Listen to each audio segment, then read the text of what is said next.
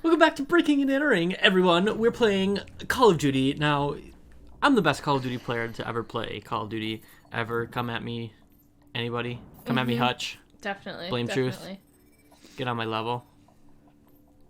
Those are two very old. Those are like the old breed when it comes to playing Call of Duty on YouTube. Oh. Those are the two that I watched. Did Captain Sparkles used to play Call of Duty? Oh, yeah. Okay. That was when he was Pros Don't Talk Shit. Yeah. I just couldn't remember, because I watched some of his stuff from back then, but I, again, didn't care about the War Crime Simulator in my youth, so I was like, whatever.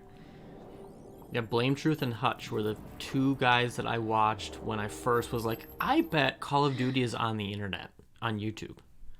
Oh, here's a scary, this is a scary sequence. But it really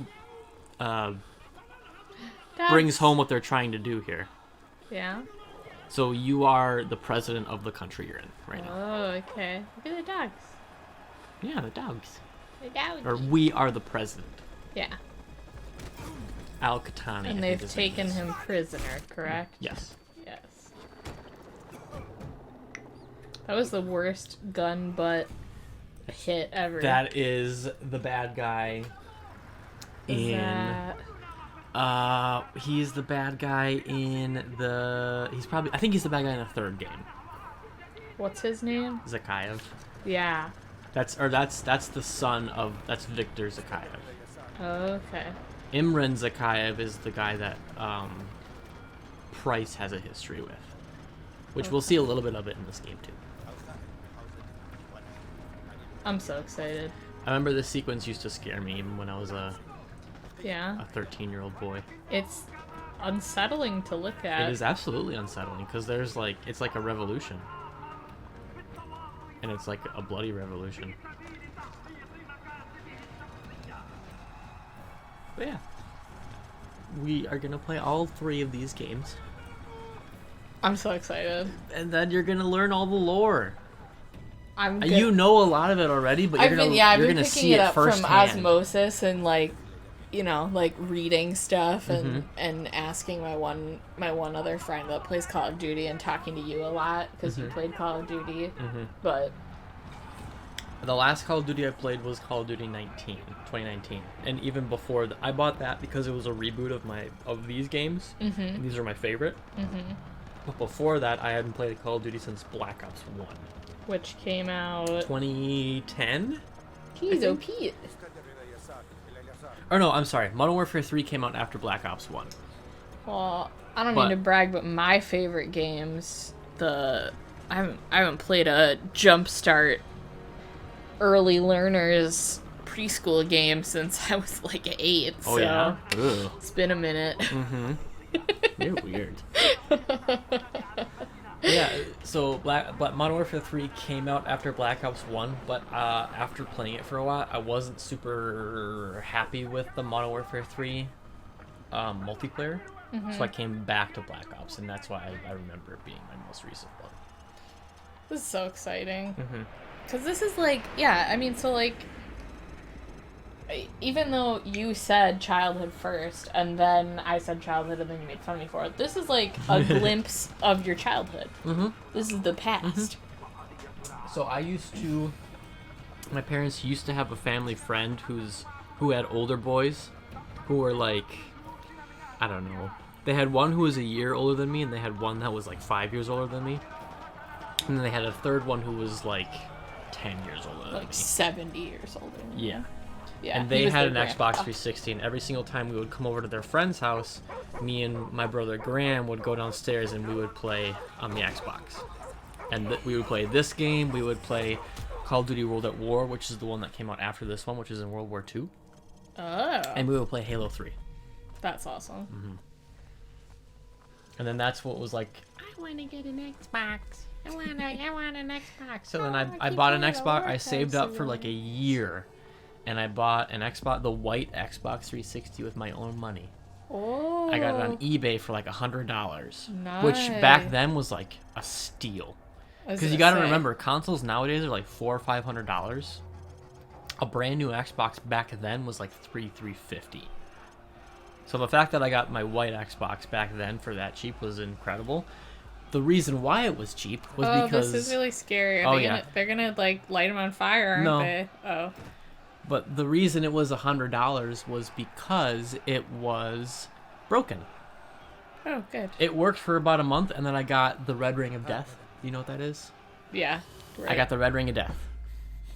So when it broke, and then a year later, my mom got me one for Christmas. Aww. Yeah, super nice. You're talking about these sweet memories, and we're gonna watch this guy die. Yeah. Oh, that's rough. That is scary. It really hammers home the point though that it's the world is going to hell right now. Al-Assad just executed President Al-Falani on national television. Mm-hmm. The Americans have plans for Al-Assad. Al-Falani. It's too late to do anything. SAS. But in less than 3 hours, codename Nikolai will be executed. Nikolai. Nikolai is our informant in the ultra-national. Nikolai. We gotta get Nick. He looks nothing like Nikolai from the new series. I was gonna say he looks nothing like him, but that doesn't matter. I don't like how disrespectful they are. Like, not that he's inherently a sleazy guy, but he looks like a sleazy guy. In which one? This in the one? newest one. In the new one? Yeah. I thought he looked good in He the had new like one. that long greasy hair, and he was like, I don't know, he looked creepy. And this one he looks like a hardened, like, Oh, I criminal. thought he looked cool. This was my favorite mission. Yeah? Yep. Because you look so cool, and you have your red dot and your laser sights, and you're being all stealthy and stuff. And I was like, oh yeah, so cool. Did playing this game when you were a kid make you want to be in the military? I was literally just going to say, when I was young, before I was diagnosed with type 1 diabetes, I wanted to be in the military. I wanted to join the army. That seems to be like a lot of people's experience, which is like, okay, I understand why that's effective propaganda then. Mm-hmm. But what I think is so funny is I have yet to meet a person who has then like grown up and actually gone into the military, because everybody I've talked to is like, yeah, when I was a kid I played Call of Duty and made me want to be in the military, and then I grew up and I was like, fuck that. Oh yeah, that's Like, that's kind of the same with me. Like, I have a couple of friends that went on to join the military after high school, and to be fair, they like, the one friend that I'm referencing, his parents were in the military, his brother is in the military, so it's like his Well, yeah. grandfather was in the military. Like, it's a family thing that they join Yeah. the military. And he's like, listen, I'm glad that I joined the military because it taught me a lot of things about myself and how to be a well established citizen. But I don't want to be in the military anymore. I hate it. listen, it'll build you character. Yes, absolutely it will. It will. Listen, he was that kid that wasn't quite overweight, but definitely was not in shape. He is like jacked now. Are we talking about the same person? Yeah, my friend. Oh, no. Okay, that's not who I was thinking of. Who are you thinking of? Oh. Yeah, no. We should probably, sorry, I was coughing like a baby. We should probably, bleep names. Yeah, that's fine. What the F was I just thinking about? I was gonna say. Oh, yeah, because here's Camera. the thing, too, is, like, people are always like, oh, military propaganda. And, like, I agree. Like, yeah, it is military propaganda, but it's just funny because it's, like, I feel like people don't ever acknowledge, like, I played Nintendogs as a child, and I was like, I'm gonna show dogs when I grow up. Like, I'm gonna do that. And then every year that I get older, I'm like, that seems cool, but it's also so expensive and so much work, and I couldn't be bothered. But, like, I remember being little, playing Nintendogs, and being like, I am going to show dogs when I get older. Like, I'm gonna do that. And now I'm like, absolutely not. Way too much work. So I wonder, too, if, like, part of it, like, because, I don't know, part of it I feel like is it really propaganda, or is it just, that's cool, I want to do that? I think that's what it is for the most part. That it's that, like, oh yeah, you're a badass with a gun, and you're going on secret you're a missions. Badass with a puppy that did the agility course in 20 well, seconds. I mean, you know what I mean. No, I do. I'm agreeing with you. I'm just bringing up another example. I did feel like a badass when I did really well at the agility courses with my Nintendogs. How dare you? But, I don't know, that's my story. Yeah. God, I'm so excited about this game. That's These are all. my favorite missions were the sniper missions, which there is one mission coming up that is like canonically the greatest mission in Call of Duty history. Yeah. It's a sniper mission, but this one was my favorite because it was like, oh yeah, you're sneaking in the muck, in the grime, with a gun and a silencer, and I just felt it was really cool. This is one of my favorites. There are a lot of missions in this game that are my favorites because this game, like the campaign in this overall, is just really good. That's what I've heard, again, like from like my cousins, was that they found the new games to be extremely lackluster because the campaigns were not as compelling comparatively.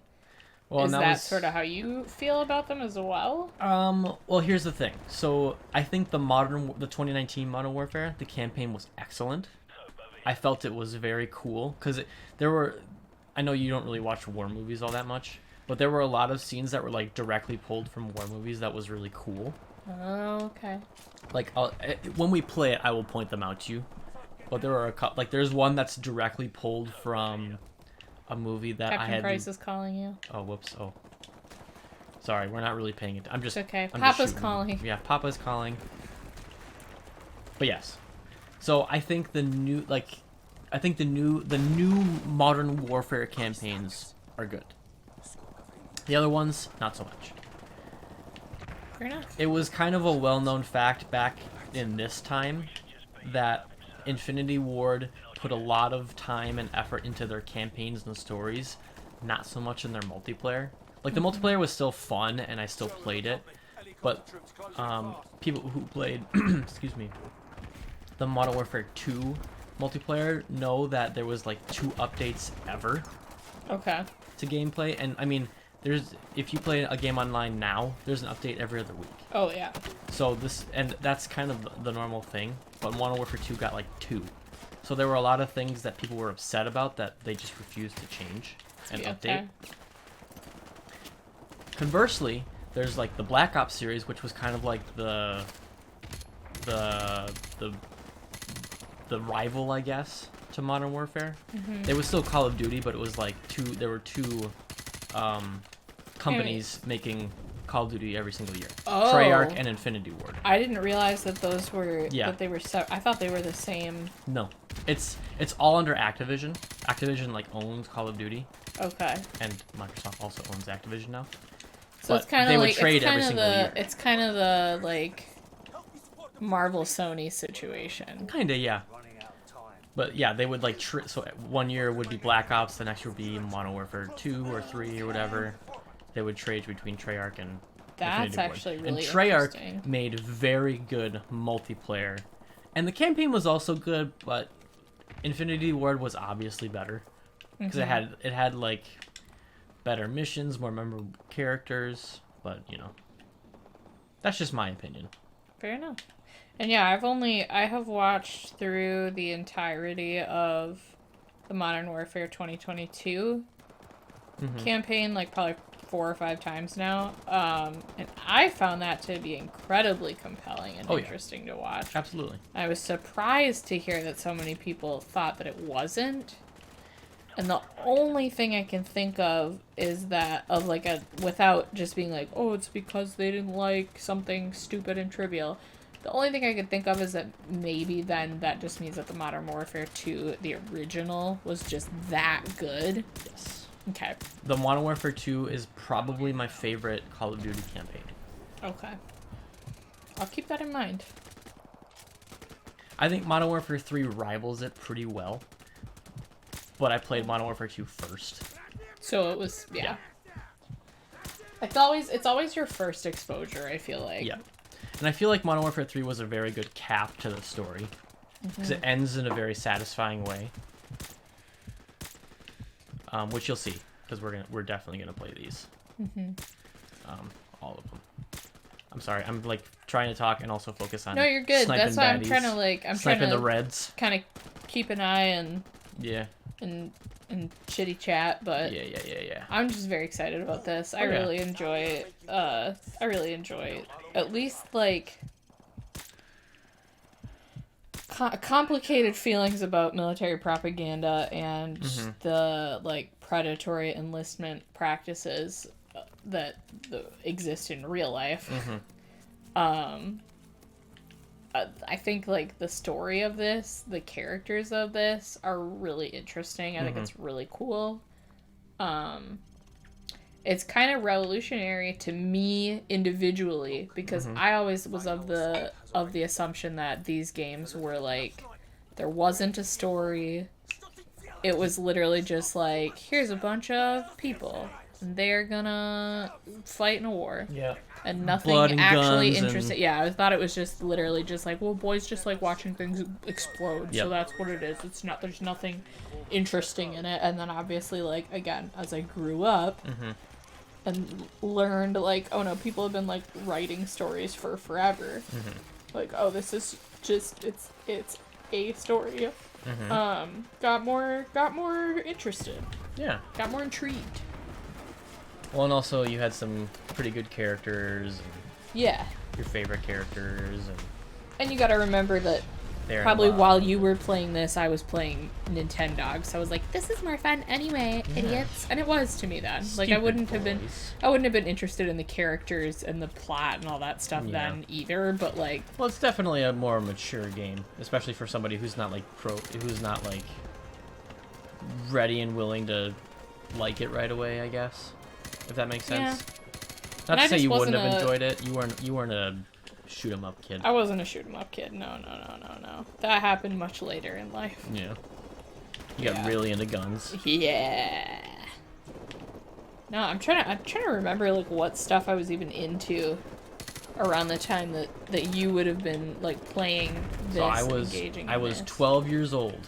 Yeah. When I was like super into this. Seventh grade. Doesn't help me remember what I was into. Probably, well, definitely like fantasy stuff. That was around the time that I started really getting into like fantasy books. And I was reading all the time. So that was actually probably more where I was at. More than like TV video games type stuff. So yeah, I really don't have touchstones for this either because I was reading like really obscure, like weird stuff that nobody had ever read. Okay. Yeah. Sorry to interrupt, but this is also a really interrupt. cool segment, a really cool part. Yeah, please always interrupt me at cool parts. Night vision. Yeah. He's cutting the power. Power's cut. And then you have a laser sight. Yeah, baby. Oh, this This is so shit cool. out. These night vision goggles make it too easy. Make it too easy. Captain Price, you make it too easy to fall in love with you, baby. I mean, what? Who said that? Not me. Yeah, daddy.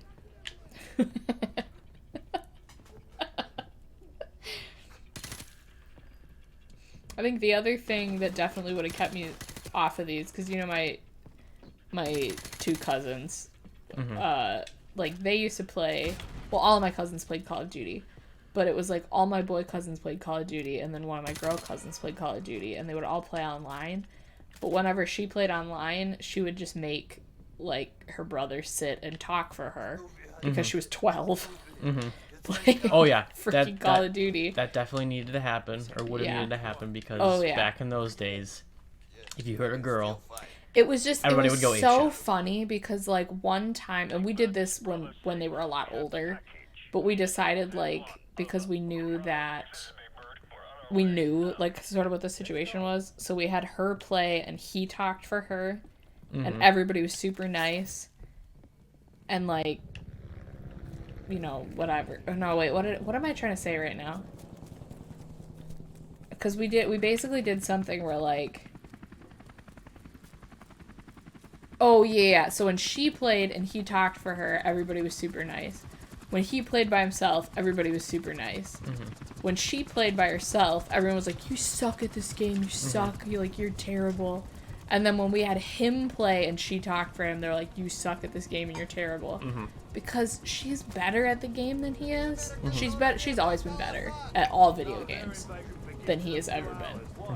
But it's just so funny, like, how much they respected, like, the player That's when they didn't know she was a girl, and then when she was just talking and he was playing and he was doing like super poorly, and they're just like, or when I'm sorry, that's not, I'm trying to say when he was just playing by himself and he was doing super poorly, but they're still like, yeah, no, you're helping, and then she'd do like a perfect round, like, you know, whatever, like, you suck, this games suck when girls play. Yeah. Anyway, that's my really long roundabout, like, whatever, but thanks for coming to TED Talk. Yeah. That's the end of the last mission. We'll pick it up in the next one. We're the Marines now. We're not the 141 anymore. Whoa, who are we gonna play as? We'll find out next time. We are Peter Jackson. Peter Jackson in the Olympians. See you all next time. See y'all next time. Bye. Charlie can surf.